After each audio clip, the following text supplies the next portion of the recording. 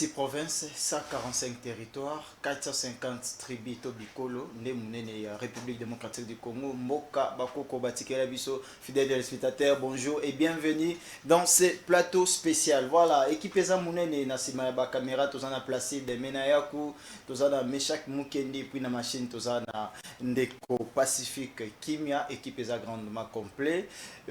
Masolo, oh, il y a les lots, il y a plateau spécial, Tobeta Masonini, Ngambu ya justice, moi nous ezali pour nos nationalité, pièce identitaire, nationalité congolaise, il faut olekana, aner olekana DGM, est-ce que banani bazana aner tona DGM wana, est-ce qu'il y a des infiltrés, ou bakokoti sapé batuna bango, c'est toujours compliqué la question qu'on se pose souvent. 64 ans de l'indépendance de la République démocratique du Congo, on va en parler même si ça serait en passant, mais nous devons quand même le dire parce que tout ça toujours dans le mois de juillet, c'était le 30 juillet passé ici, dans quelques jours il passait, les Toto fêté 64 ans, il y a indépendance. Discours des opposants, opposition, opposition, discours et ça les mis et belé ndeko fayulu, ça les discours pour nous critiquer le régime, pour lobby régime, nazo sali lo côté pays ndeko Moïse Katumbi, même chose à lobby que Congolais azo vivre dans la misère alors que la richesse est allée, c'est dit, il y a incompétence,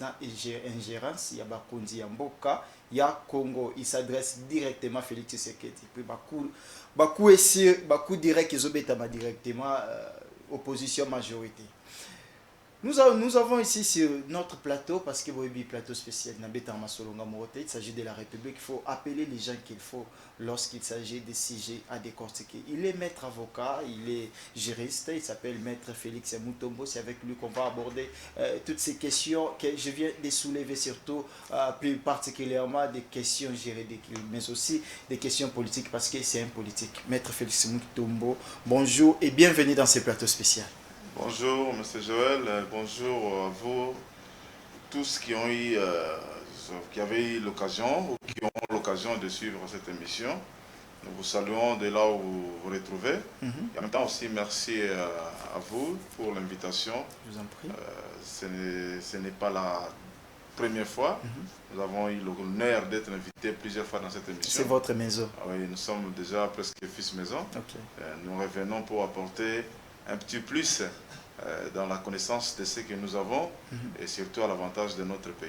Très bien. À l'avantage de notre pays, de l'entrée de jeu, Maître Félix Mutombo, Congrès national congolais, ça va? La partie chère à Pius Mobile. Notre cher parti se porte très bien. Nous sommes à l'ère de recadrage politique. Vous savez, après chaque événement électoral, il y a toujours les mises au point. Chaque parti doit revenir d'abord à ses origines pour voir qu'est-ce qui a marché, qu'est-ce qui n'a pas marché, et puis réorganiser les structures du parti pour bien affronter le mandat qui a commencé et voir dans la mesure du possible comment s'organiser pour les prochaines élections, conquérir le pouvoir et l'exercer le plus longtemps possible. Tels sont les objectifs de chaque parti politique. Donc nous sommes bien les partis Congrès national congolais et respire très très bien. Nous avons des représentants, des députés nationaux, nous avons des députés provinciaux, nous avons les élus à tous les niveaux et qui sont en train de faire un très bon travail. Et là je pense directement à l'honorable Meshak Mandefou qui est en train de bouger pour la nation et particulièrement pour la province du Kasaï central. Et de ce qu'il est en train de faire, vous avez suivi que la route Kalamambouji, où il venait de reprendre les travaux, c'est grâce à cet élu de Kazumba, qui est le président, d'ailleurs, le président intérimaire de notre parti, honorable Meshak, qui fait un travail remarquable au niveau de l'Assemblée nationale, avec tant d'autres élus du parti, et du regroupement, et tous les élus de la République. Nous sommes en train de fonctionner très très bien. Les partis vivent et respirent. Très bien, les partis vivent et respirent. Vous n'avez pas un ministère? Oui, vous savez, nous, quand nous sommes venus à l'Union Sacrée, d'ailleurs, je vous rappelle que nous avons été les premiers, d'ailleurs, le fils aîné de l'Union Sacrée, lorsque les autres ne voulaient pas donner confiance au président Tshisekedi, avec l'éclatement du FCC, nous étions le premier parti à croire à la vision du chef de l'État. Nous avons pris part à la création, à la genèse de l'Union sacrée, alors notre souci, notre combat n'est pas dans le ministère. Notre combat, c'est de soutenir la République, de soutenir la vision du chef de l'État. Alors cette fois-ci, nous avons certainement un ministère. Nous avons un ministère, nous avons un vice-ministre au niveau de la défense nationale. Il est du parti. En même temps, au niveau du regroupement, parce que cette fois-ci, il était question du regroupement, à CPJ. Nous avons un ministère, donc le ministère des Pêches et l'Élevage nous revient, et tant d'autres services de l'État qui sont à notre charge.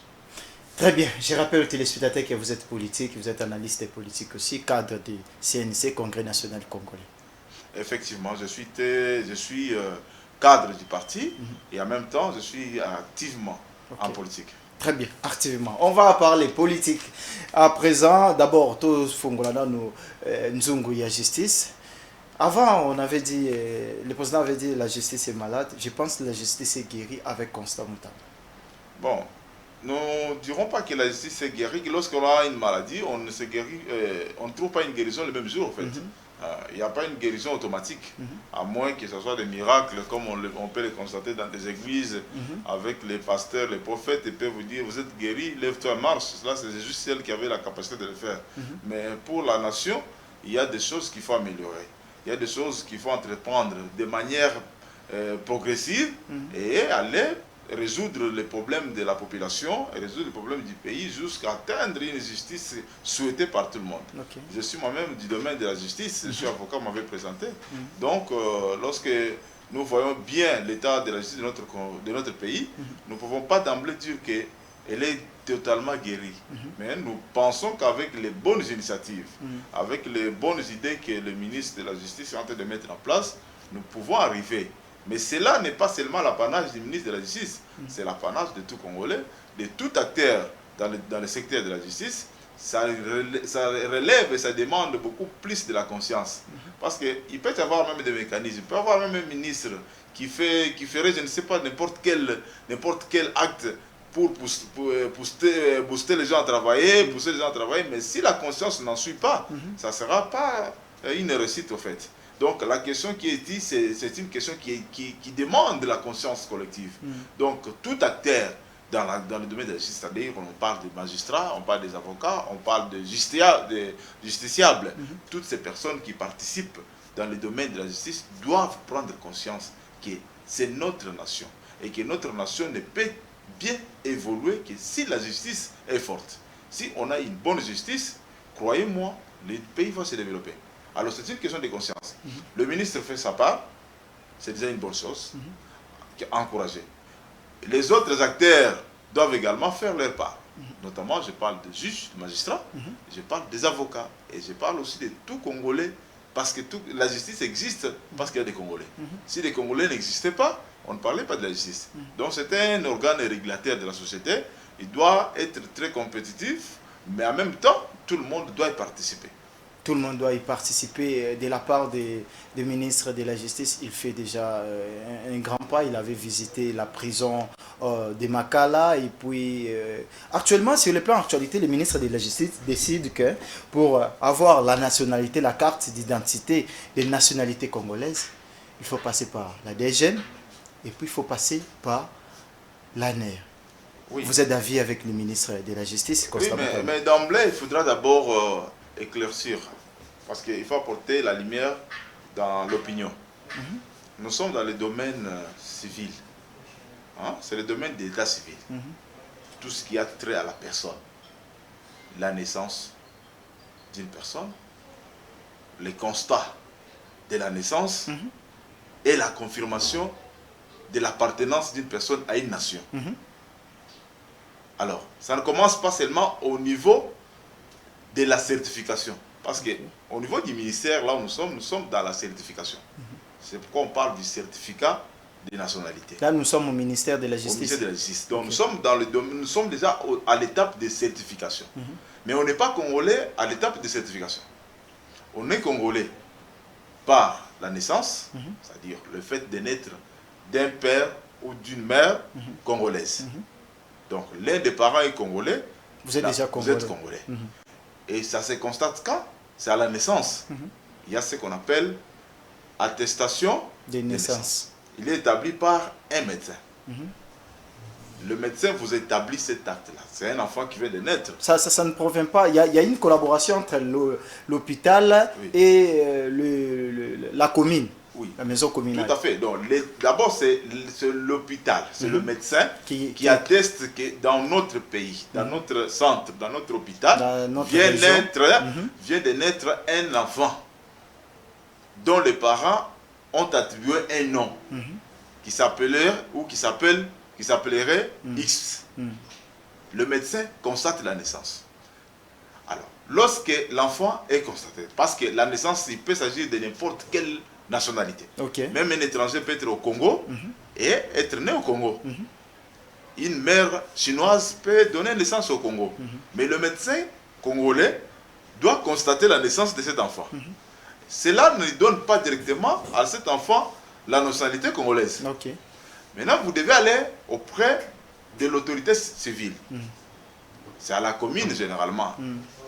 Là, c'est pour aller attester la naissance. Là, maintenant, nous parlons de l'attestation de naissance. Tout à fait. D'abord, à l'hôpital, c'était quoi?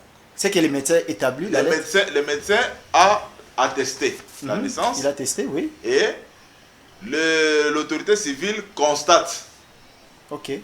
Il y a une différence. Il y a une nuance. Ok. L'autorité civile constate, ça on appelle acte de naissance. L'autorité civile, lui, doit constater que dans tel hôpital, à telle date, il y a eu naissance d'un enfant. Et dans les 90 jours qui suivent cette naissance, l'autorité établit un acte qu'on appelle acte de naissance. Et cet acte est gratuit. On ne paye même pas 100 francs.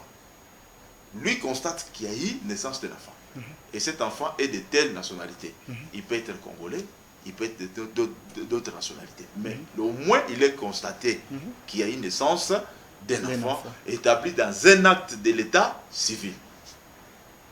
Jusque-là, les choses sont claires. L'enfant grandit. L'enfant devient majeur.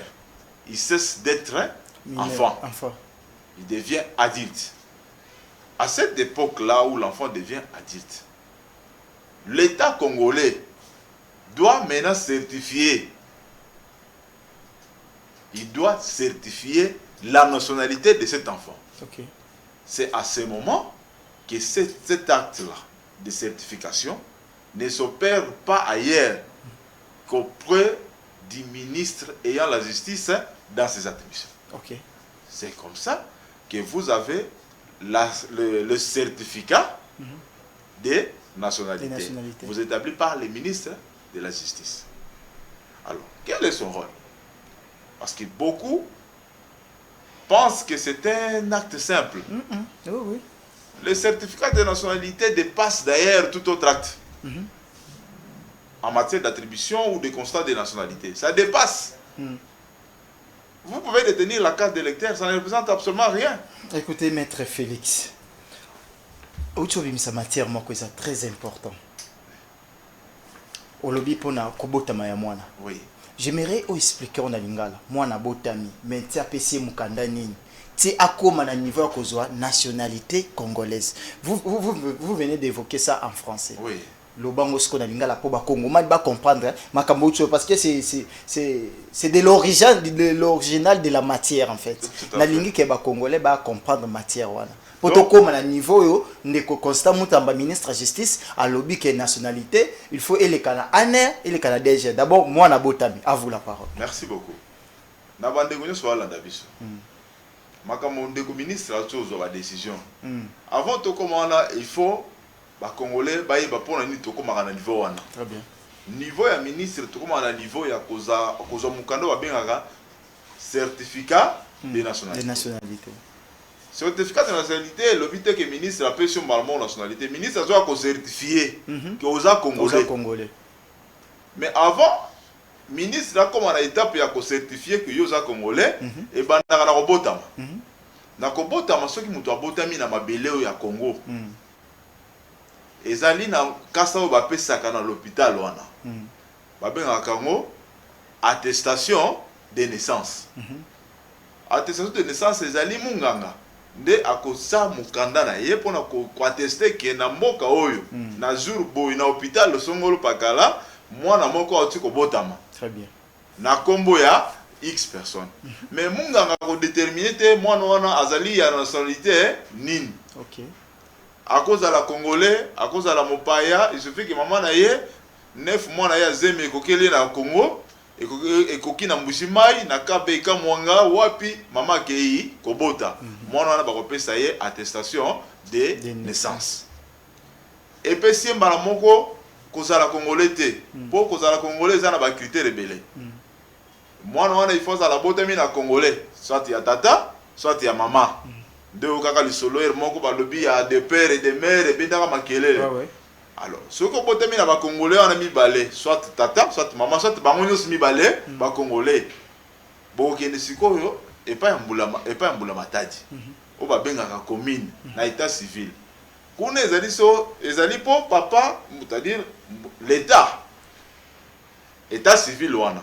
Officier état civil, o benga bourgmestre pour na kozala na compréhension facile. Ouais. Ye akendo kotala sko mwana oyo ba attestaki na hôpital ki abotamaki. Abotamaki epa ya nani? Abotamaki epa motuki ngani? Tata na ye congolais ya province boye ya boye, mama na ye congolaise boye. Ah lokola mwana oyo abotami na baboti ya ba congolais. Soit ya pata moko ya moboti moko azali congolais, mwana oyo azali mbala moko congolais. Nde asali ye mukanda oyo tobengaka acte de naissance.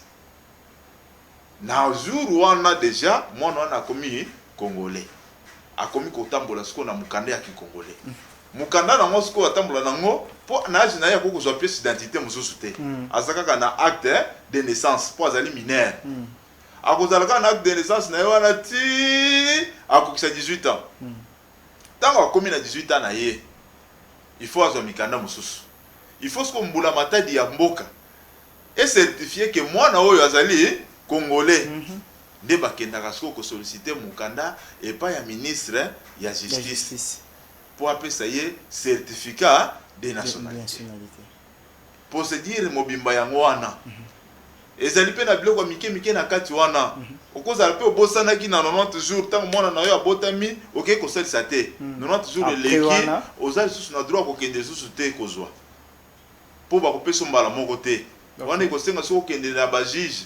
OK na juge de paix, na tribunal de paix, kuna ko senga jugement supplétif pour bourgmestre à côté sa mwana na yo na mikanda ya Congo. OK. Très bien. Moi na botami akoli. Nous parlons maintenant nationalité. Voilà. Pour na mutu azwa nationalité congolaise, il faut aleka na deuxième na dena année. Wana mibeko bimisika. Liboso na nesenga kinini pour mutu azwa nationalité. Na continuer koloba boy. Certificat ya nationalité. Ezali kokopesa mutu nationalité te. OK. Mutu aza déjà na nationalité. Abotama déjà congolais. To andima comme congolais. Nde ba kokende kuna na ministère ya justice po ba kende ko certifier yango. Yango ba benga kango certificat de nationalité. C'est comme un ministre apesi ba condition. Pour la carte d'identité. Voilà. Apesi ba condition pour na kozwa mukanda wana ba benga certificat de nationalité. Pour liboso zala kaka OK pas ministre. Opesi ba document na yo, batali ba identité ya papa na yo, batali ya yo, ba certifier que ndoko Joël azali congolais, abotama na tata kingani ya province boye mama ya boye, ngai ministre ya justice na certifier que ndoko Joël azali congolais. Sko ministre oya sika alobi e osala masusu bongote. Et suka kai pa na yete. Soko ke ko senga kasa wana ya certificat ya nationalité.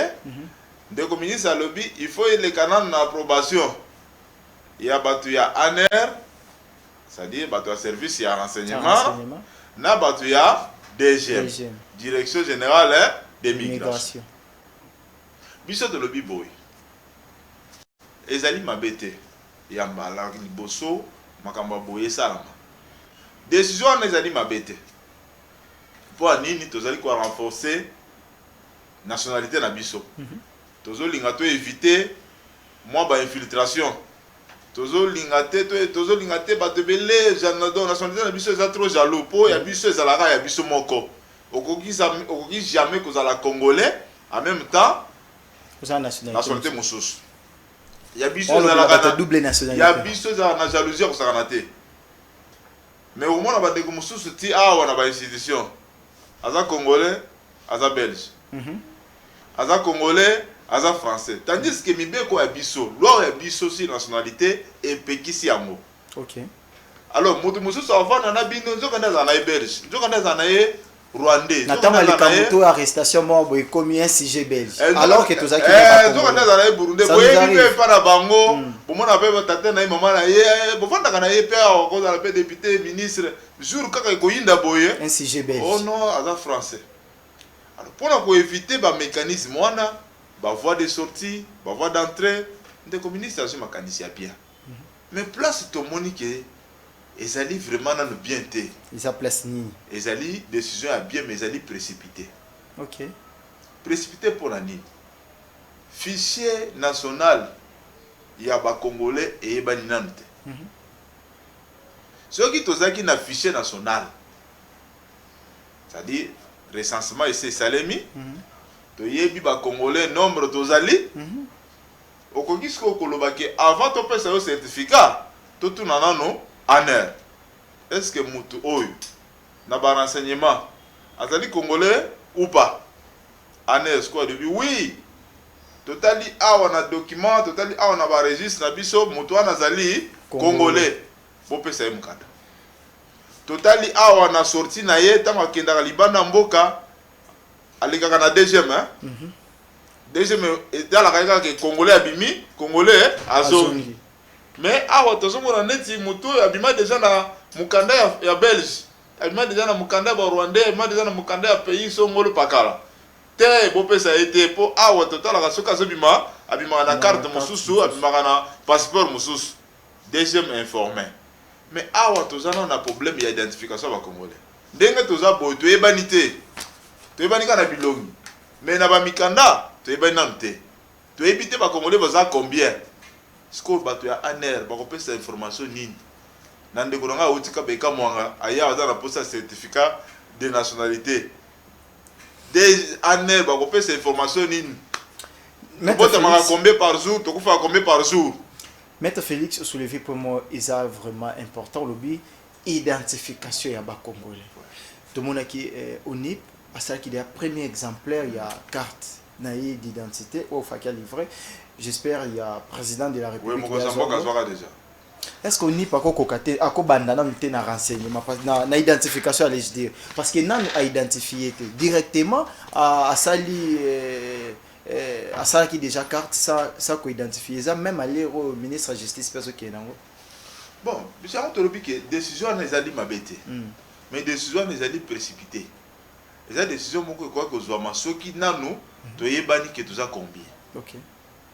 Et puis to yebani que nani aza congolais naza congolais te po mboka na biso ezali mboka moko hospitalité bo epi que mboka na biso evandi papa ebele na ba domaine ebele surtout na ba domaine l'intilo commerce ba activité so que yo kuta ba expatrié ba tondi Congo pe boya ka bango te ba libanais ba indien ba nani ba américain presque toutes les nationalités du monde ba dans le Congo et puis ba fonctionner normalement. Alors ceux qui muto azana posta sur certificat de nationalité moi les RT zalaka ministre a raison les RT zalaka mukandana bo ebita mtozo ki na élection na ndeko candidat moko et benaka makelele nationalité certificat de nationalité na ye et bi maboye mukanda ezali oh soit certificat de nationalité bo ebi bien de cela ndeko Moïse Kato et benaka makelele likolo ya mukanda wana soki ezate na dossier candidature na ye lien ezala invalidé. Alors les lots pour la que ba mesure de sorte que ba substitution ezala société ou azali congolais azala vraiment congolais ou azali étranger azala paix étranger pour éviter ba biloko wana de ministre de la justice azui mukanda bien mais décision na yeto le bien ezali précipité pourquoi parce que même ANR même DGM ba yebi ba congolais nyo sauté. OK. Donc tout ça na fichier national té Otokobeta Siko, papa, Ndeko Joël, Bamisi identité à Joël. Joël Azali Congolais, il y a telle province, à Botamada Tboye, et ça t'est. Carte d'électeur, c'est obligatoire, tu as un bateau à s'enrouler. Vous vous souvenez? Bateau à FCC, boycotter, un enrôlement. Bateau à PPRD, un carte d'électeur. Alors c'est pour dire que fichier Oyozo Laksake, Congolais, baza 100. Et ça t'est. Il faut qu'on numérise les fichiers sur Internet. Non, il faut identification d'abord. Il faut tout identifier Congo. Tu es Congolais, à combien? Il y a Aona et Libanda. C'est-à-dire, si on a bien Maître Félix, on est d'accord pour la nationalité congolaise, il faut qu'il y ait des deuxième na ANER. Mais il faut d'abord qu'on ait une identification. C'est ça votre proposition. Pour y avoir combien de Congolais. Pour permettre que, d'ailleurs, ceux qui fichiers ont coexisté, et qu'on a un mécanisme belleté. Ok, on a un air, ok, on a un deuxième, mais vous avez un bêtise. Internet, il est allé. Ah ouais. Bêtise, papa, comme on a eu Bimisi Nyoso. Donc, Joël Azali Congolais. Papa n'a eu Congolais à province boy. Maman n'a eu, il y a province boy. Il y a mon capotement à boy. Et il y a du mambarement automatique. Et puis, on va couper sur le même jour. Ceux qui nous allons informatiser, nous c'est bien. Parce que na mboka na biso marambe ou mais la ramanda mboa ezala moi mukanda muke voir même passeport pour nos ongo yebi tout ça ba moi bando ko tsa dossier. Kasi yango pas si wana nde yango to lobake décision ya ministre ezali décision moko précipitée. Ngai na lobi yango en tant que congolais. Ezali décision malamu. Ezali décision ya komisa. Mais ezali décision moko précipitée. Il fallait qu'il nano ko solola na ba service wana. Est-ce que vous avez un fichier ya ba Congolais? Bato ANR, boyebi bon nombre ba Congolais nyos. D'abord c'est ça le problème. Ya ko mukanda wana, boyebi bango? Non. J'ai parie clairement que Congolais azana identifié dans son ensemble. Alors cette décision va souffrir dans l'application. Très bien. Tout ce qui est ministère de la Justice, tout le BLAP, moi, qui est tractation politique, qui de part et d'autre. Je rappelle aux téléspectateurs que vous êtes aussi maître avocat, vous êtes aussi politique. Tout à fait. Sur le plan juridisme, il y a un autre qui matière. Oui. Et je pense que les téléspectateurs, qu'est-ce qu'il faut tant de botani, pas au premier document, deuxième document pour aller au coma, certificat de nationalité et ça la débat. On passe à autre chose à présent. Tout le bela, c'est que moi, ma sortie médiatique qui est le président de la République a sali discours, on a eu les 36 jours, aujourd'hui nous sommes les 3, bien sûr, a sali discours, on a eu les 36 jours, pour la quota état de la nation, parce que tu fais 64 ans. Après discours, on a eu Moïse Katumbi a sali discours, Fayoulou a sali discours. Discours, il y a des opposants à notre tangi, Moïse Katumbi na Martin Fayoulou. Et ça qui va discours, moi, c'est sa souffrance yamboka. Bandeko baza majorité balobi afingi mokonzi mboka afingi ba fingi mokonzi mboka balobi mabe pour na pouvoir en place entre autres bandeko Kabuya a réagi na ba propos moko que Moïse Katumbi n'est pas intelligent, tout ça il y a eu vraiment des tractations. Vous avez suivi les deux discours. Vous reprochez quoi aux opposants? D'abord Moïse et puis Tokoti na Fayou. Bon, de toutes les façons, les opposants sont dans leur rôle. Hein? Moi, je ne peux pas m'acharner contre eux. Les opposants sont dans leur rôle là-bas. Malgré les organisations là-bas. Parce que dernièrement, vous savez que Bazali désorganisé dans la Moukete. Pour nous porte-parole de l'opposition, va bien dans la qui. Va bien dans la. Si le lopé est calé bon. Tout quoi qu'il peut mandat peut ici porte-parole de l'opposition à mon été. Il y a un monde qui va là-bas Koloba. Ceux qui ont le bien, allez, de quoi faire la Kimba va répondre. Moïse a le bien, on a aussi qu'on a retard. Tu vas rappeler, va répondre. Si on peut nous aller au monde, on peut à répondre. Des organisations. Mais dans un pays démocratique, on ne peut pas leur priver cette liberté de s'exprimer, de dire ce qu'ils pensent. Mokozamboka a tenu discours, c'est pas le devoir, il y a redevabilité. Le président doit communiquer à la population. Donc ici, 64 ans après l'indépendance, il faut que Mokozamboka appelle ce discours. Alors, nini ils ont évolué, nini ils ont évolué. Le pays est dans la situation nini actuellement. Nous venons de très loin. Où est-ce que nous sommes? Qu'est-ce que nous envisageons de faire? C'était ça le discours du président de la République. La situation actuelle du pays. Le pays est agressé. Qu'est-ce que nous voulons faire ou qu'est-ce que nous envisageons pour mettre fin à l'agression?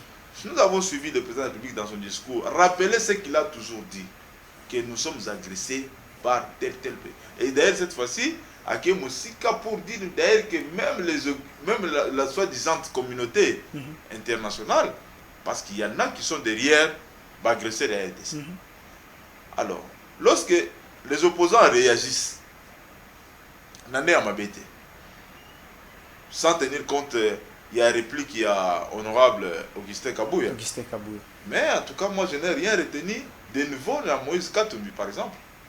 Parce que Moïse a dit que tout ce qu'il a toujours dit. Quoi? Comme quoi? Il a dit Moïse à l'Obi ou à l'Obaka déjà. La souffrance du peuple. La souffrance du peuple. Mais Moïse n'a jamais expliqué comment il peut mettre fin à la souffrance du peuple. Tolandi a campagne Mobimao. Azaki na un mois, il y a campagne qui expliquer que ngai na la capacité à sala boye, ngai so na du pouvoir na domaine boto sala boye. Rien. Nga na kaka bana mazembe balela. Bana yimana balela. Ba nebilo nga na bando retenir ye kaka. Campagne ya Moïse Katumbi nyonso iloko retenir. Bana yimana balela, bana vite balela, bana mibale balela ka. Ezaki ka bongo. Ti discours na ye si la to kité Moïse a expliqué neni na aussi ça passe à Congolais. Na domaine agriculture, Moïse Albanini soit comme président. A osala nini po culture etambol. Agriculture etambol. Sport etambol. Bon kuna to ebike er moko ne to mona na mazembe me to kotala la pena. Po mazembe problème za mingi. Bon en tout cas, na juita mobimba ya kolanda discours ya campagne électorale ya Ndeko Moïse. Na okate comment il peut définir développement en Mboka ce qui a commis président. On n'a pas écouté ça. Et chaque fois qu'il fallait faire un projet, discours, programme, au côté de français quand l'homme ne sa parole, bino bato média, bobengi Ndeko Moïse combien de fois aya na média ko expliquer bino makambo ya linga lobana pour lancer la mboka. Aya non, à une équipe, il y a communication, il y a Francis Kalombo, les gens qui communiquent. Le problème est mais il y a des présidents de la République, il y a quand nous expliquer. Et ça, le roi de Kotina, Salah Manda, chef de l'État, à Simi Communication, il y en a. Oui, mais tant que Salah, tant que c'est le président de la République, il y a appelé ça. Il y a pas de collaboration, il y a la presse, non? À Kendaka, à expliquer, les Congolais, oh, il y a Mounia Sala, oh, pays face Sala. Mais Ndeko Moïse, à Kimaka, d'ailleurs, Zalaka, la Kishasawa. Na réseaux sociaux ba bokanga ye bo memaye ata na ba soda boye na radio pour expliquer ba congolais si akenda lo ba lo te donc Ndeko Moïse azala qui gouverneur na province à Katanga si ça ka nzala te na Katanga à l'époque il n'a jamais fait quelque chose OK il a palpé. Par contre nous connaissons tous la réalité. Azaki ko ça la commerce ce cas zo kanisa ke comme président na Congo pour ça le sous commerce et aussi maté. Au rôle naïe, il fallait qu'il y ait Ndeko Tshisekedi. À le discours naïe, ils ont bien été. Il faut tout ça la boy pour na boy. Il faut tout ça la boy pour na boy. Donc Katumbi n'a jamais fait ça. Katumbi n'a jamais proposé. Jamais quiconque défi de revenir dans le micro naïo. Ayata na discours naïe moko campagne a expliqué le programme de Moïse. Dans le domaine de transport, Moïse a le but, ce qui a commis président, a aussi la bobo. Contrairement, il y a aussi ça dans ses places. Dans le domaine de la santé, dans le domaine de c'est ça ce qu'on appelle la critique scientifique. Mais ce n'est pas dire, non. Nous sommes plus à cette époque-là. Époque où on les a révolus. Très bien. L'autre dans la République démocratique du Congo, ce qu'on l'union contredire, la qui ça, quand même Fayoulou, le discours naïsa qui est vraiment touchant. Bon, Ndeko Fayoulou, je me réserve au moins que depuis dans le pays opposant, dans le pays Moïse, je n'ai pas beaucoup fait attention à Ndeko Fayoulou. Pourquoi? Moi je me demande est-ce que Ndeko Fayoulou est opposant, toi est président élu, échangeant. Parce que il faut tout comprendre. Est-ce que Zaga président élu ou bien comment est-ce qu'il est opposant? A reconnaître l'échec naïe à 2000. En opposition? Il a reconnu son échec en 2023. Isaki Alobaki terme moko employé qui pour Kadimala donc Kadima ça qui des élections bien. Bon, ça me fait un peu rigoler. Bon, mais il était quand même parti aux élections. Oui. OK. À combien de pourcents? 5 le mois. Hein? C'est parmi les troisièmes ou les quatrièmes. C'est pour dire que la population, quand il ne vous reconnaît pas, vous ne pouvez pas venir parler au nom de la population. Si Ndeko Fayoul a réagir na kombo ya parti SID, biso tolinga toya awa na kombo ya CNC, tout répliquer. Mais a réagir au nom du peuple. Qui lui a donné mandat? Même le peuple n'a pas ce mandat. Na 5%. Peut-être, oui. S'il est venu ici parler à 5%, on va penser qu'il reconnaîtra qui est. Ah, c'est autre chose. Il a passé 5 années au Bimba, le premier mandat pour dire toujours qu'il était président élu. Et en même temps, le président élu qui commence à contredire le président en fonction. Arrêtons les théâtres. Dès qu'on bosse sur le bac, que Nyonso, ils ont la théâtre. Il y a un moment, il faut arrêter. S'il faut contribuer au développement du pays, tâchez-vous la même. Pour que le monde ne. Et en imaginant, en connaissant, moi, dans mon tout le monde a président de la République, Félix Antoine Tshisekedi, à cause de Fayoul, il a fait ce ministère.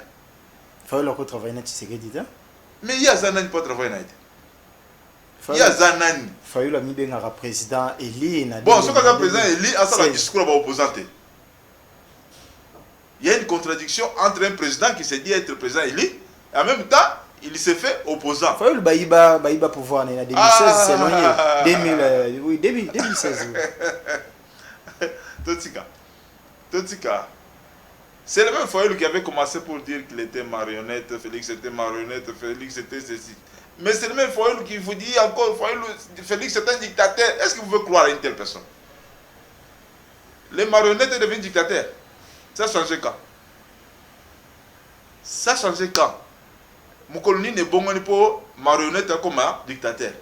Parce que dans l'année, mingi dictateur, zongi, tribaliste, tout ça, les critiques comme ça, ce sont les critiques personnelles. Et quand on veut aspirer à la fonction dans Mboka, il faut éviter d'être trop tir à tir. Il faut éviter des tirs personnels. Il faut parler de la République. Qu'est-ce qui ne marche pas? Actuellement, vous expliquez. Qu'est-ce qu'on peut faire pour marcher? Pour expliquer des sources. Bisoto Monique Ndekoti Lombo, Neba Bengakaye, Mokonzamboka, a quitté le domaine boy. Bisoto Stali pour le domaine sécuritaire. Bitumbazo aussi la tête. Ngai Ndeko Fayoulou n'a préféré ou bien n'a proposé boy. Ce que tu proposition n'a une application, tout sa guerre. Ce qui va mettre en application qui est récile. Tu mets le Fayoulou Maboko. Est-ce que aussi Bolanda a déjà proposé? Est-ce que Félix déjà tient le Boko Boya Senga Fayoulou? Combien de fois? Pour pas travailler. Ah, Martin. Martin. Oui, excellence. Bolanda. Martin aussi, là, c'est une histoire. Oh, désolé. Na cadre de concertation, il y a senior organisé qui a qui pembeni Félix Azobenga Fayoulou. Martin. Oui, excellence. Dans un cadre de concertation, en répondant à excellence. Oui, excellence. Oui, excellence. J'avais pas tiré attention. Na aucun de Félix Abenga Martin. Oui, excellence. Oui, excellence. Wana a excellence. Je vais chercher la vidéo. Cherchez, vous allez voir. Wana a excellence. Et quand il faut critiquer, a commis incompétent, a commis marionnette, a commis. Non. Congolais a sous niveau na te. Plus de que na ba série à l'élection, makambo peso que na changer ba tu comprendre. Lelo ba Congolais ba bi que député Moussa na iza usala banzela te. Mais na mandat liboso. Législature à Liboso Zaganeni. Député Azokundela Batu. Député Azokunda Bibembe, député Azotonga Bandaku, député Azokunda. Et si là. Maître Félix Mutombo. Ah oui. Tozo commis déjà na Souka. TV Zango. Ah, Kasiko, Kasiko. Attends, Batouala, on a vu ça, c'est pélaté. Matière et Bilo Pesaki na Makambo Italie Justice, vu que vous êtes aussi juriste. Ah, tout à fait, mais. Et qui est bon. C'est-à-dire que plateau spécialisé dans la caméra, vous êtes un cadre politique. Quand vous communiquez, vous passez dans des télévisions, il y a des gens qui vous suivent, qui aiment bien votre communication.